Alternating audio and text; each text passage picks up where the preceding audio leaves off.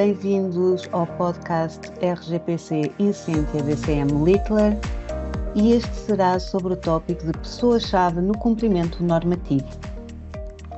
Eu queria, em primeiro lugar, dar as boas-vindas à doutora Filipa Lopes Galvão, da DCM Littler, que está hoje connosco.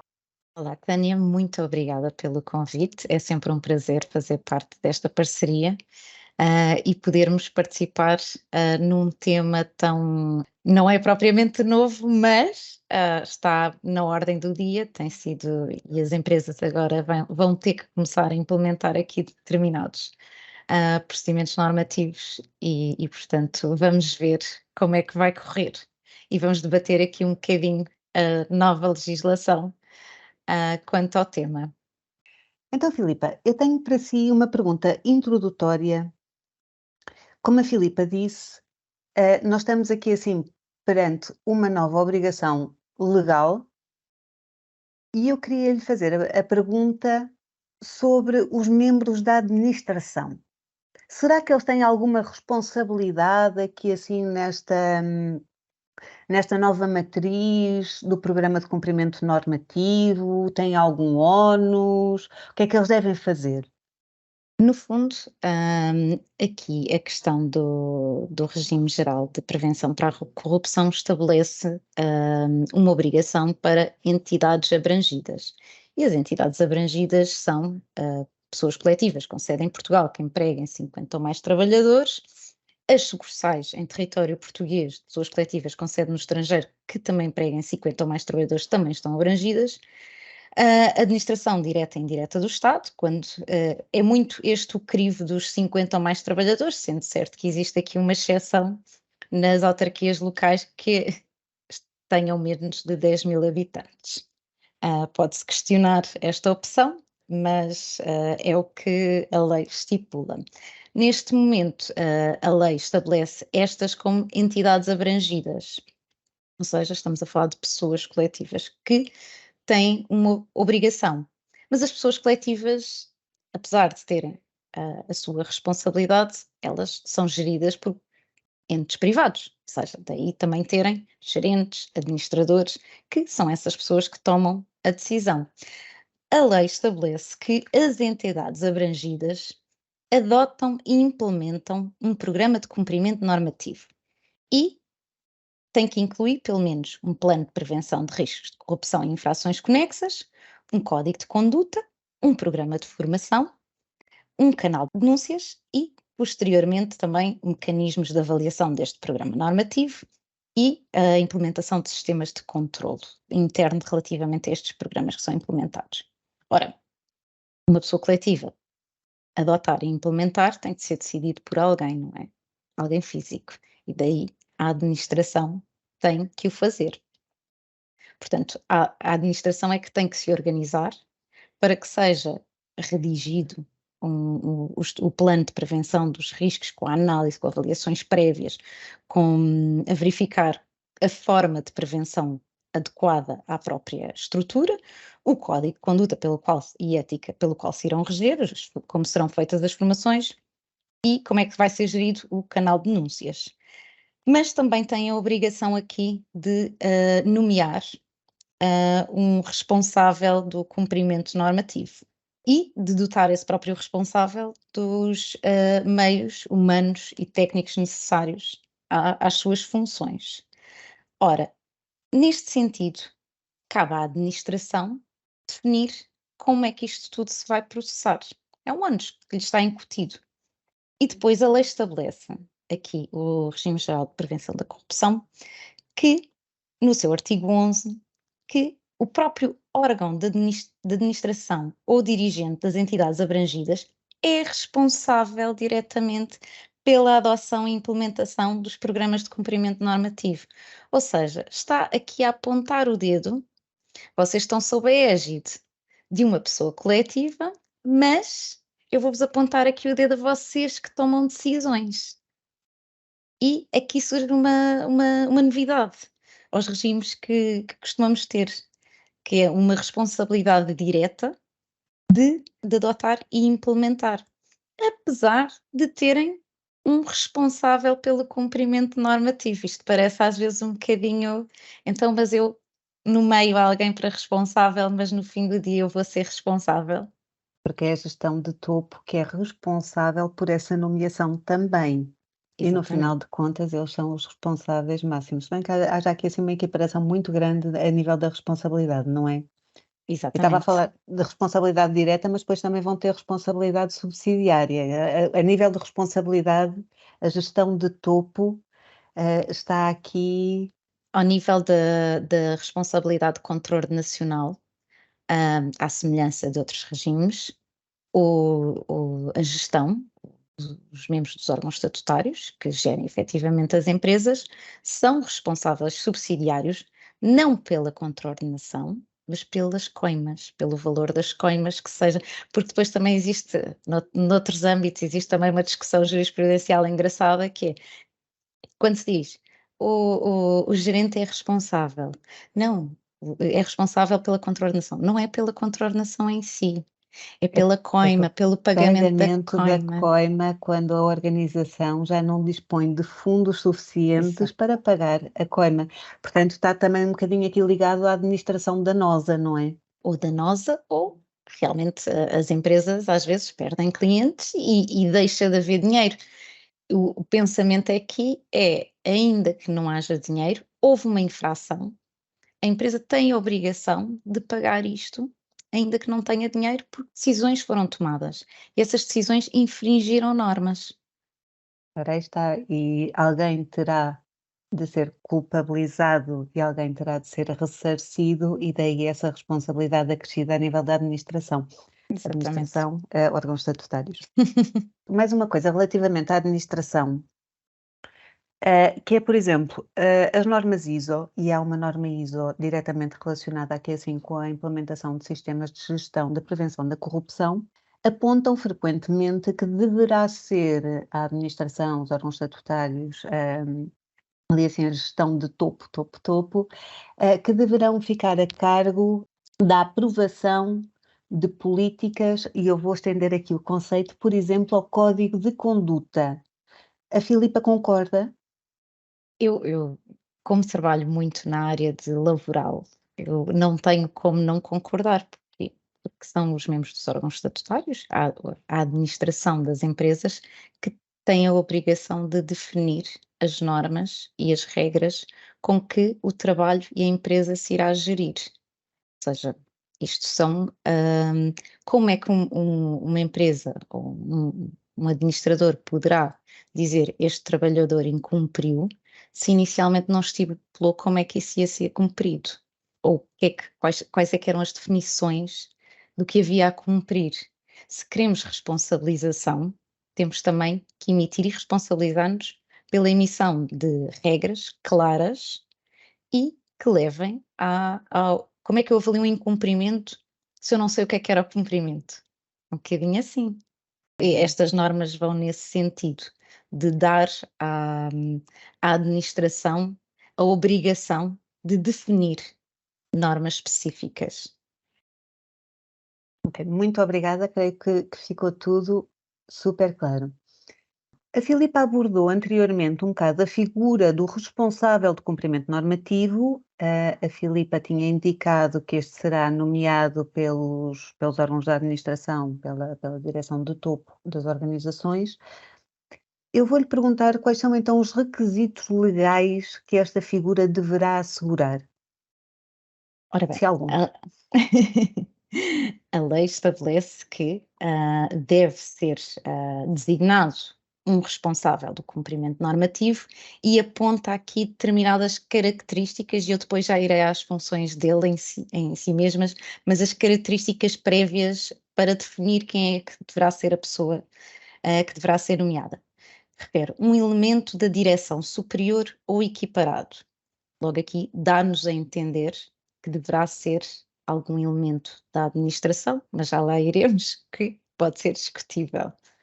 Hum, e esta pessoa, hum, vai exercer as suas funções de modo independente, ou seja, tem que haver aqui uma não pode estar dependente de um superior hierárquico que controle, porque daí deixa de ter essa independência. Deve ser permanente, e aqui é que parece também novamente apontar para os membros dos órgãos estatutários, e com autonomia decisória.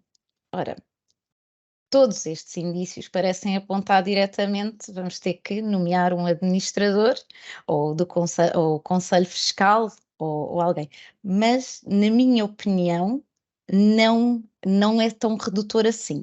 Poderão ser, dirigentes de direções ou do diretor jurídico ou de outra área. Filipa, se me permite fazer aqui assim um breve apontamento, esta figura já é muito utilizada noutros ordenamentos, para nós é um bocado nova, como diretor de conformidade ou diretor de compliance.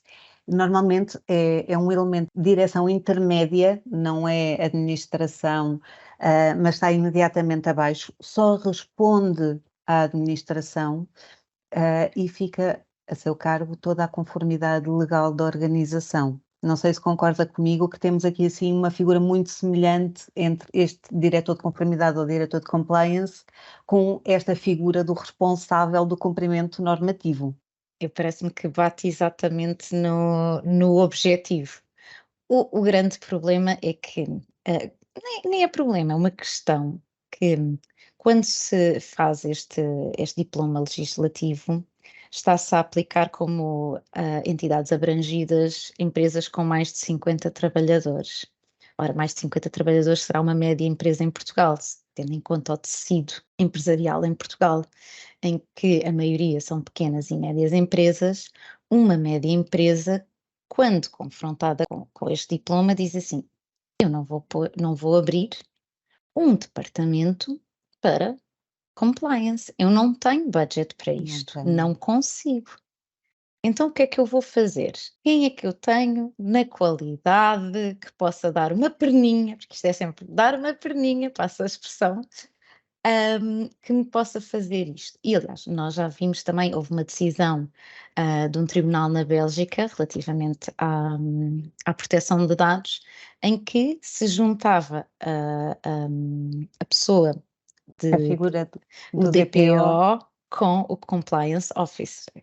E o tribunal na Bélgica considerou que não era admissível, porque no fundo o Compliance Officer meterá as mãos na massa, tem o poder de alterar, tratará dados, definirá como é que determinados dados são tratados, como é que ele posteriormente poderia ser DPO, em que apenas vai aferir.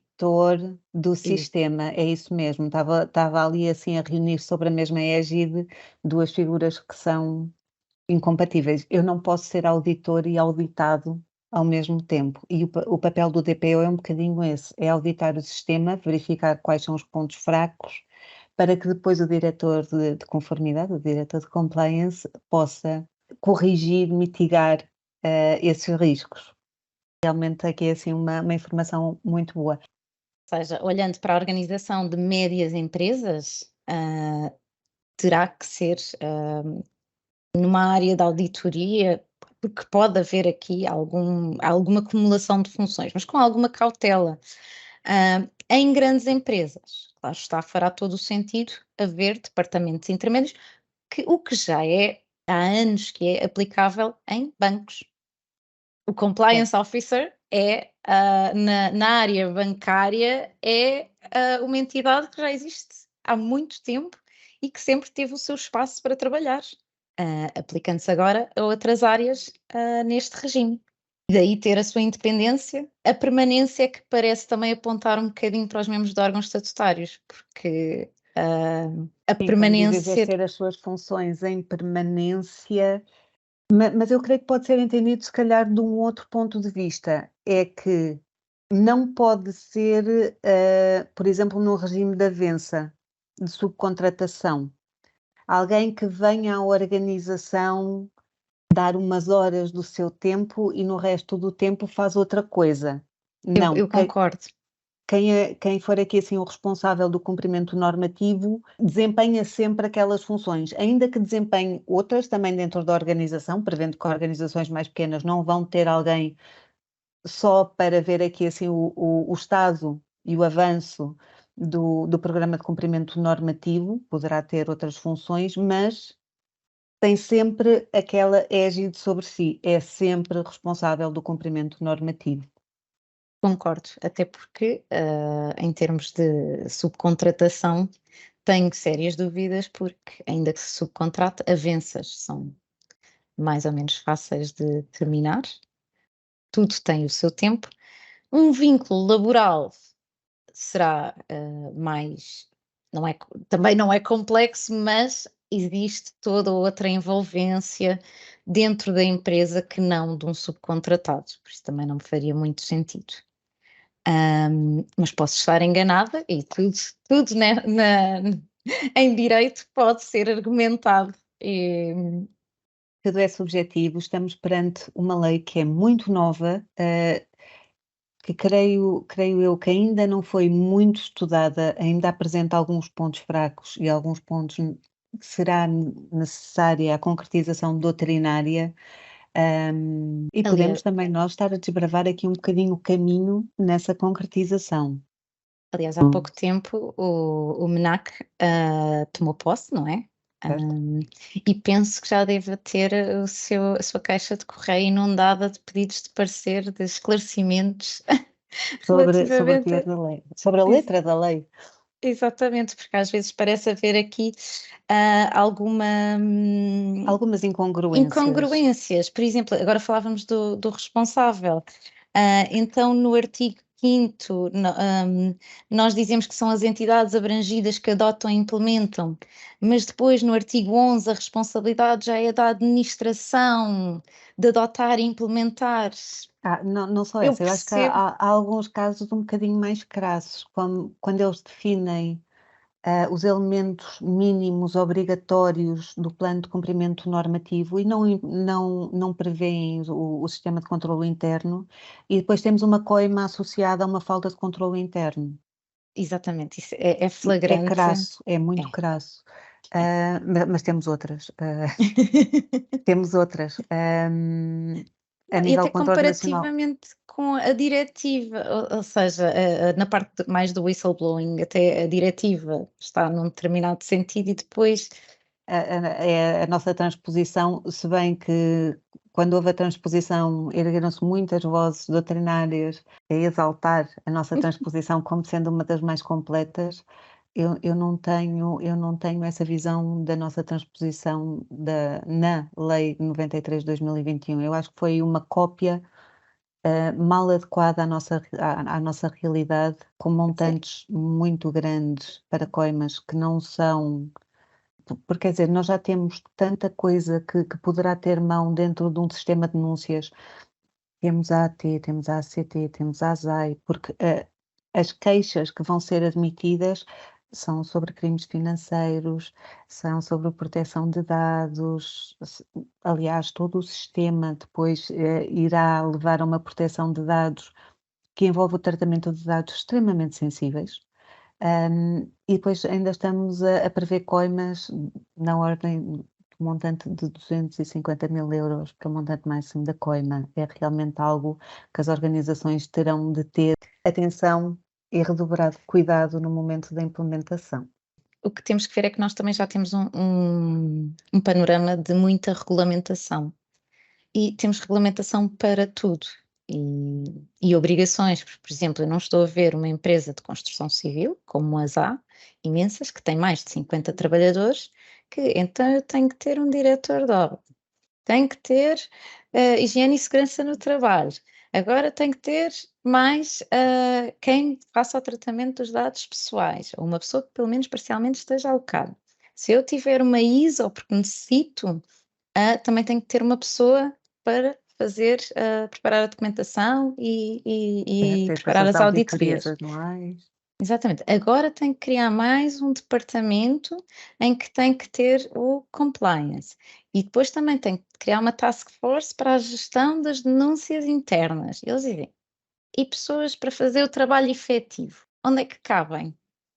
Estão-se a assincar as obrigações, das organizações, mas eu creio que é este o caminho. Nós fazemos parte de uma Europa, não é?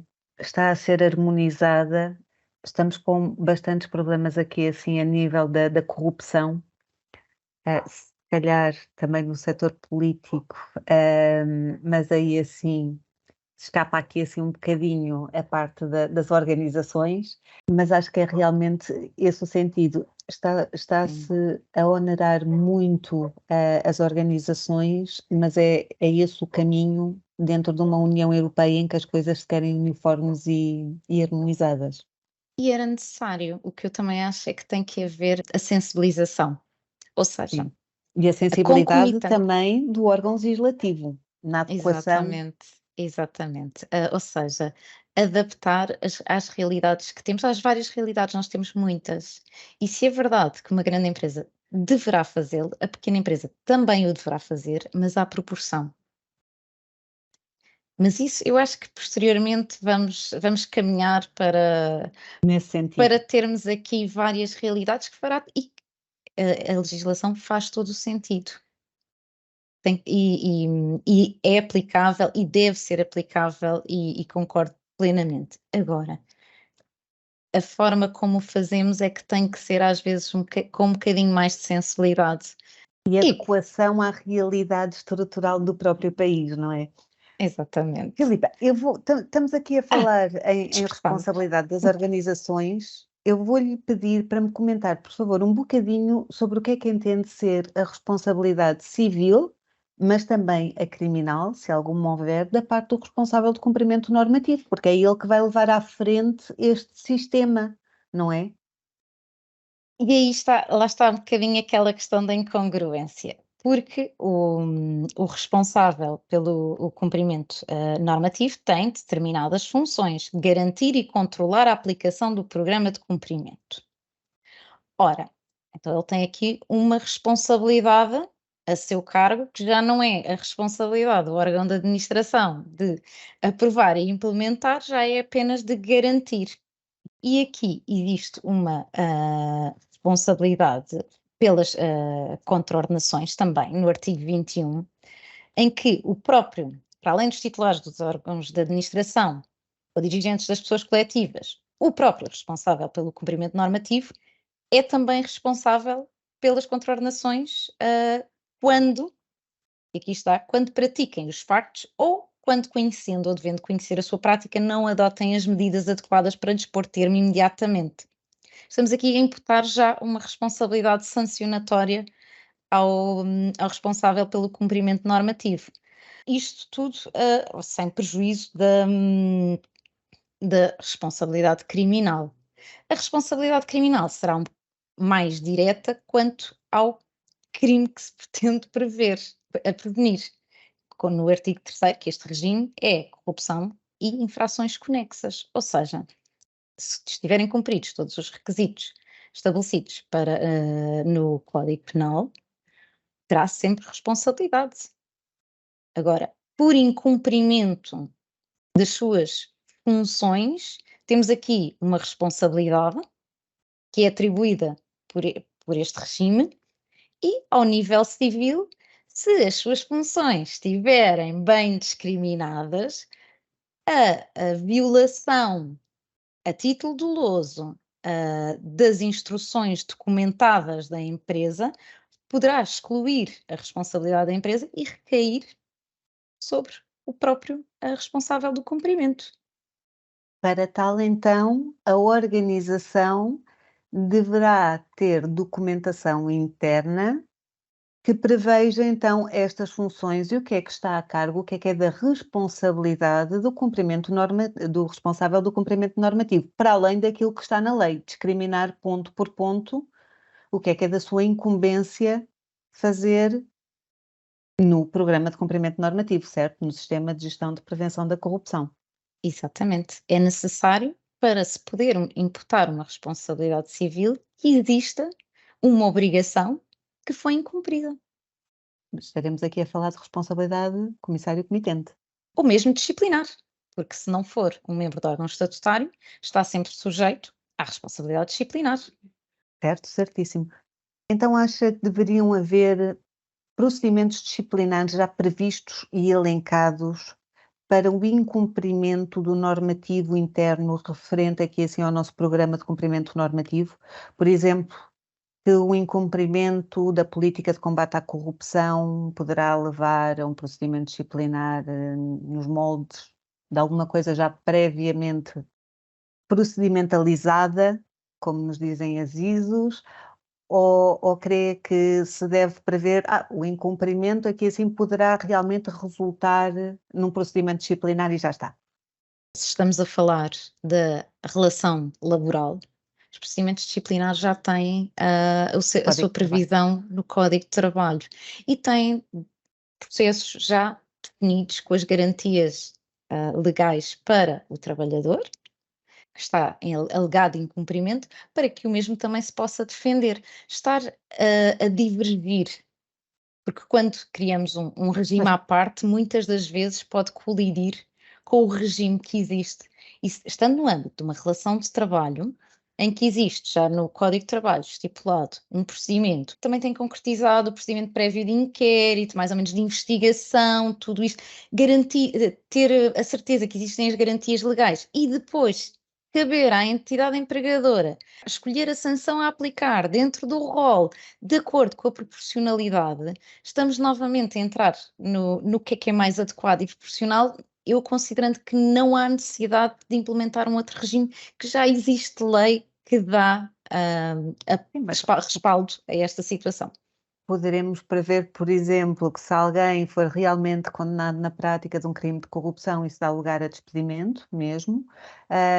Se alguém fizer uma prática menos grave, a sanção máxima poderá ir até X ou Y.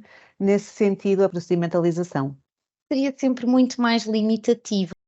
Pode haver nuances que Exato. ditem que se aplique um ao outro. Há sempre tantas situações que podem surgir que quando tentamos prever numa norma, tentar tapar todos os buraquinhos, estamos a abrir as comportas do outro lado. Portanto, já existindo aqui um regime que mais ou menos tem sido suficiente e tem garantias suficientes. E de qualquer forma, qualquer procedimento dentro da legislação portuguesa que se faça terá de ir em encontro sempre ao Código de Trabalho e ao descrito no Código de Trabalho. Exatamente. Então, nós quando falamos do responsável do cumprimento normativo e do programa de cumprimento normativo, não estamos a falar aqui assim sempre na prevenção de práticas de corrupção, infrações conexas e mais outras quantas que sejam imposições legais, mas sempre previstas por lei. Quando falamos de práticas de corrupção, infrações conexas, elas são algo graves dentro de uma organização, certo? Vamos supor que o responsável de cumprimento normativo, por exemplo, sabendo da prática, não pratica os atos para a resolução da prática. E que a organização realmente incorre aqui em riscos e, por virtude desses riscos, por exemplo, uma má imagem pública, distanciamento de terceiros, etc., a organização começa a cair no ranking social e, eventualmente, é levada à insolvência. Já aconteceu, isto não é nenhum cenário mirabolante. Não, pronto, aí caberá na responsabilidade pela própria contraordenação a omissão, quando existe o conhecimento e o dever de conhecer acima de tudo, é crime.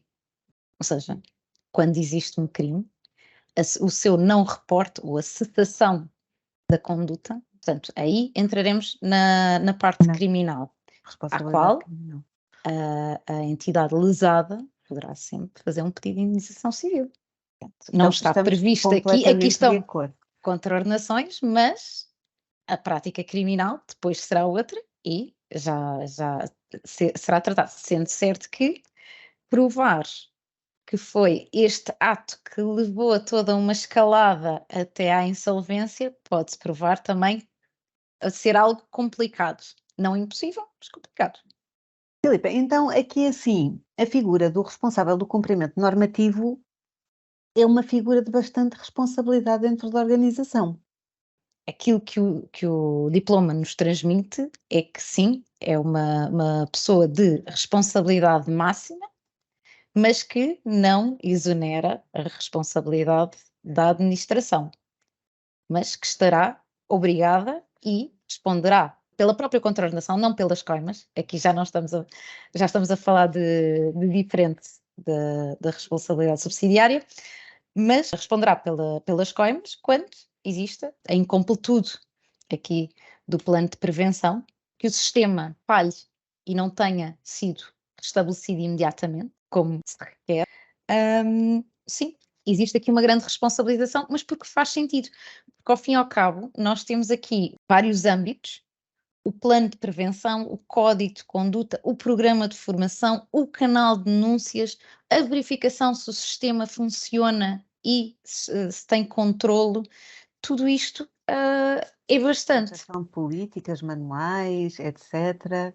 Espoleta uma grande responsabilidade para o responsável de cumprimento normativo. Daí o nome desta figura, creio eu, no nosso ordenamento.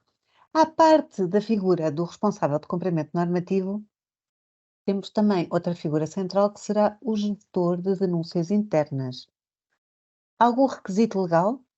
A lei estabelece-nos no artigo 9º do regime dos denunciantes, quanto aos canais de denúncia interna, que sejam operados internamente, quem esteja alocado a este canal de denúncia interna tem que ter determinadas características, nomeadamente a independência, a imparcialidade, a confidencialidade, o respeito pela proteção dos dados, o sigilo e a ausência de conflitos de interesse. E como é que garantimos esta ausência de conflito de interesse, esta imparcialidade dentro das organizações? Especialmente pensando aqui em organizações mais pequenas, que no nosso ordenamento serão as médias, ali assim a rondar os 50 trabalhadores, em comparação com as grandes empresas. Nas grandes empresas, para mim, penso que será mais fácil, porque também existem mecanismos relativos aos conflitos de interesses que também estão previstos no regime geral da prevenção da corrupção e que serão implementados, como seja uma obrigatoriedade das pessoas referirem se têm algum conflito de interesses, referirem os seus próprios interesses para que seja aferido esse conflito de interesses. Quando estamos a falar em empresas de 51 trabalhadores, as médias empresas, o conflito de interesses é muito mais difícil de aferir, até porque são realidades em que os colegas vão almoçar juntos, têm um bom ambiente de trabalho, conhecem-se, e Empresas acabam. muito familiares em Portugal. Exatamente, nós temos um histórico de empresas familiares de segunda, terceira geração em que a própria família trabalha toda junta e depois mais os outros trabalhadores, e aí os conflitos de interesse podem ser complicados. Depois vamos bater um bocadinho que será adequado encontrar-se um gestor de denúncias interno que faça tudo e que seja trabalhador da empresa? Porque esta pessoa já tem aqui algum, vamos dizer, conceito, no sentido de eu conheço aquela pessoa é uma pessoa calma, tranquila, e eu conheço a outra pessoa e a outra pessoa é uma pessoa bastante litigiosa. Se eu receber uma denúncia da pessoa litigiosa, eu à partida já vou estar, lá está ela, a fazer o que faz sempre e acabo por desvalorizar, não propositadamente, mas porque já tenho aqui algum conhecimento. Ao passo que, se for uma entidade ou uma pessoa que não tenha conhecimento da dinâmica da empresa, das pessoas em si, será mais fácil ver com imparcialidade e levar cada denúncia na forma que deve ser levada, como uma tela em branco que é preciso investigar e desatar o nó, começar a desenliar o novelo. Certo. Em pequenas organizações, eu creio que também se verifica uma maior sujeição, tanto à administração, porque conhece diretamente a administração, fala-se com eles todos os dias, como aos superiores hierárquicos e às direções intermédias. Se calhar é por isso que a lei nos permite aqui descentralizarmos, externalizarmos esta figura. O que lhe parece, Filipa? Parece-me que o que dará mais garantias de independência, imparcialidade, e confidencialidade e a ausência de conflitos de interesses será mesmo a externalização dessa figura.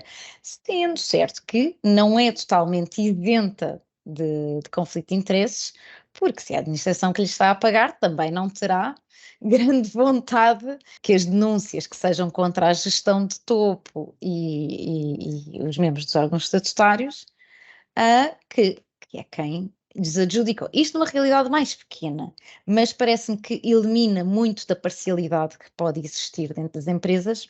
E normalmente as plataformas informáticas servem como um bom meio para Um bom levar. coadjuvante Exato. para realizarmos o processo. Eu também É, acredito. Eu acho que não há, aliás, forma de cumprirmos aqui assim a lei e a diretiva se não for através de plataformas eletrónicas. Nem todas, dependerá também das características da própria plataforma, mas não é possível cumprirmos os requisitos da lei e da diretiva se não for por aí o caminho. Eu, pelo menos, não conheço solução. e é curioso que no artigo 9º refere que os canais de denúncia podem ser operados externamente para efeitos de recepção de denúncia, mas não refere que para efeitos de seguimento da denúncia podem ser operados externamente.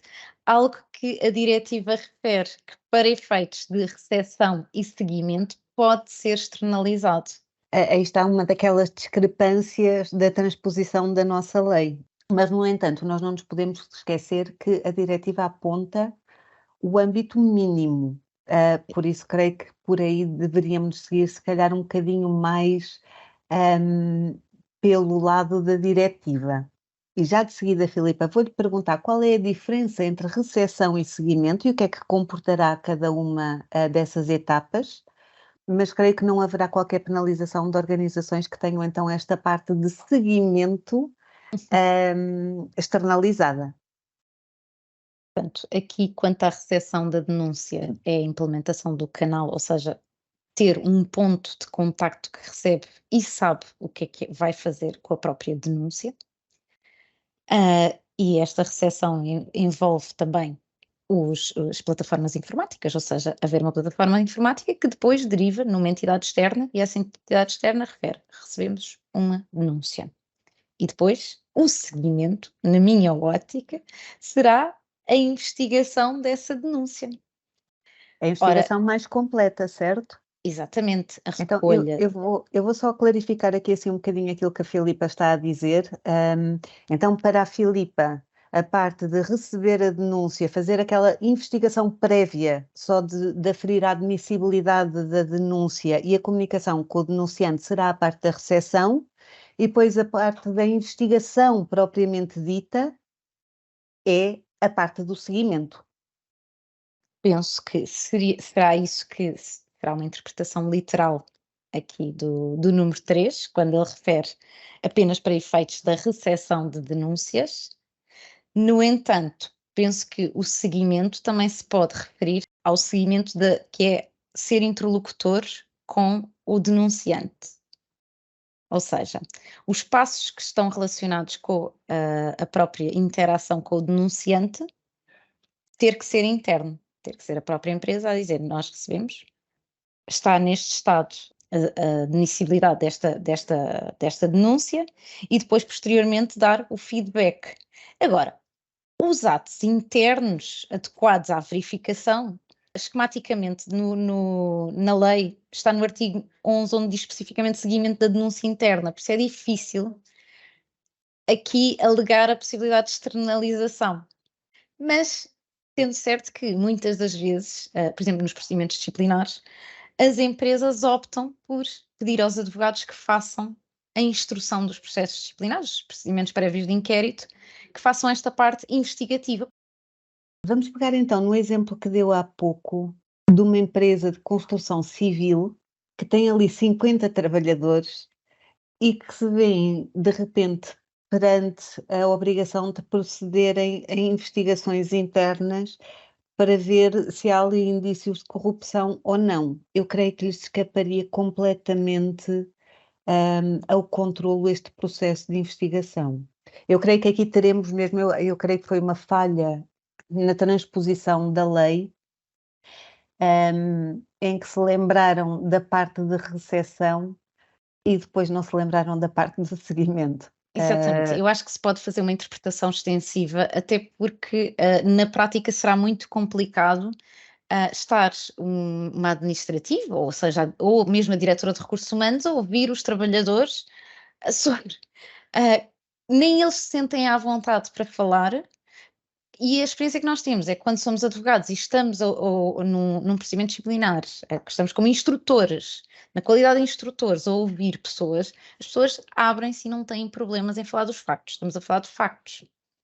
Sendo certo que perante os recursos humanos, que têm tendência a falar de eu acho que, eu parece-me que, não tanto direcionado e com algum medo, algum receio de retaliações. É um Não podem pouco isto. existir, mas Sim, eu quando tive a estudar o assunto, há relativamente pouco tempo, eu dei-me conta que realmente havia uma tendência muito grande à imaginação do retaliador ser cada vez mais paciente e desenvolvida. Ou seja, nós agora temos a inversão, do ónus de prova relativamente à retaliação durante 2 anos. No entanto, estudos lá fora demonstram que quanto mais a lei tenta proteger, mais criativo o retaliador fica. é E tudo verdade. bem, nós temos esta presunção de retaliação durante estes 2 anos, mas atenção, se acontecer depois, também estão protegidos. Exatamente. Não há de ser por aí, e se forem vítimas de retaliação, devem reportá-lo através do canal interno, na mesma.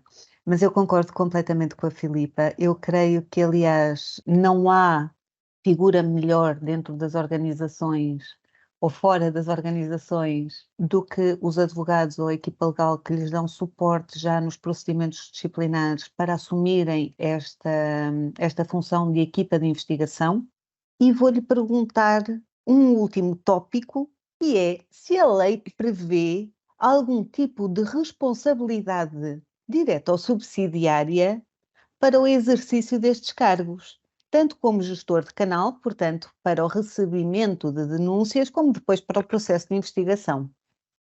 Eu aqui queria só voltar um bocadinho atrás antes da Força, questão, não força. quis interromper, mas é curioso que neste momento nós também já temos aqui um parecer do Conselho Regional de Coimbra, quanto aos advogados especificamente, em que se questionou se o exercício simultâneo dos atos de advogado e das funções de canal de denúncia interna poderiam ser feitos pela mesma advogada, ou seja, uma advogada está a assessorar uma empresa e se nessa Ok. empresa pode também ser a gestora do canal de denúncias, praticando todos os atos. Ora, o parecer do Conselho Regional de Coimbra refere que não, que existe aqui uma Hum, incompatibilidade. O que é que se passa? Que existe um interesse por parte de nós advogados temos as incompatibilidades e impedimentos têm o objetivo de salvaguardar a nossa isenção, independência e dignidade da profissão. Mas, no entanto, não deixamos de ter o interesse do nosso cliente, e o nosso cliente é a empresa.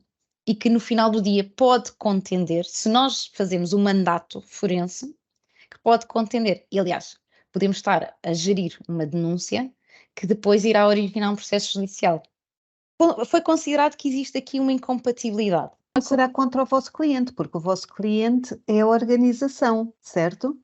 Exatamente, mas da mesma forma que inicialmente quando surgiu a figura do DPO, se questionou se a figura do DPO e do advogado eram incompatíveis e surgiu um parecer do Conselho Geral a referir que poderia haver incompatibilidade, posteriormente também saiu um parecer do Conselho Regional de Lisboa a referir que a incompatibilidade afere-se caso a caso, casuisticamente. Ou seja, um advogado que considere que faça o mandato, faça apenas assessoria jurídica e que tenha a parte do canal de denúncias para investigação muito bem distinto, ou seja, e até as sociedades de advogados podem ter mais do que um advogado e um trabalha numa área, outro trabalha noutra, não há problema, e que, se existir patrocínio forense, sempre terá que renunciar nesse âmbito, porque esteve envolvido. Já esteve envolvido, já fez o procedimento prévio de inquérito, mas é muito no sentido eu faço muito o paralelismo com os procedimentos disciplinares. Os procedimentos disciplinares são atos que são necessários à tomada de decisão posterior por parte da empresa e que às vezes até podem versar sobre os membros dos órgãos estatutários. Portanto, pode não existir aqui uma incompatibilidade, mas isto também É um parecer recente, e esta figura do responsável do cumprimento e do gestor do canal de denúncias também são figuras Muito recentes. recentes, pouco concretizadas ainda, além daquilo que a lei nos diz. Cabe-nos a todos agora desbravar aqui um bocadinho o caminho, e sedimentar o que é que são as melhores práticas aqui assim no nosso programa de cumprimento normativo. Exatamente. Filipa, vou-lhe então perguntar se a lei prevê alguma responsabilidade legal aqui assim quanto ao nosso gestor de denúncias internas, portanto, à pessoa que irá desempenhar a função de recebimento das denúncias e depois a equipa de investigação que desempenhará os atos de investigação. Quanto a este regime, dos denunciantes, também existe aqui um regime de contraordenações para quem peça denúncias e, que não designem os funcionários para tratamento de denúncias, mas mais ao nível da pessoa coletiva, ou seja, que seja aplicado, contraordenações, e neste caso, as contraordenações são entre as muito graves, as graves Mas e será sempre à pessoa coletiva, mesmo eu creio que aqui o maior risco será talvez a perda de confidencialidade, poderá haver aqui alguma hum, responsabilidade legal, mas sempre na ótica de responsabilidade comissário comissário. disciplinar e disciplinar, Hum, caso seja internamente. Sim, não, neste caso, o regime não previu, uma responsabilidade por parte do gestor do canal de denúncias ou mesmo de quem faça a investigação. Claro está que, se incumprem os seus deveres ou mesmo se fazem atos de retaliação, depois podemos estar perante, aqui outros, ilícitos disciplinares. Filipa, acabou o nosso tempo. Muito obrigada por esta conversa. Creio que é um tema, se calhar, mais haverá a dizer quando se começarem a concretizar aqui, assim, doutrinariamente, estas figuras e as suas responsabilidades, e tudo mais, mas gostaria de lhe agradecer imenso. Gostei muito de falar consigo. Lanço-lhe desde já o convite para podermos falar outra vez sobre outro tópico, aqui assim também dentro do nosso programa de cumprimento normativo. Muito obrigada, Filipa. Obrigada eu, Tânia, foi mesmo um prazer e aceito com prazer, voltarmos a discutir este tópico. Muito obrigada. Muito obrigada.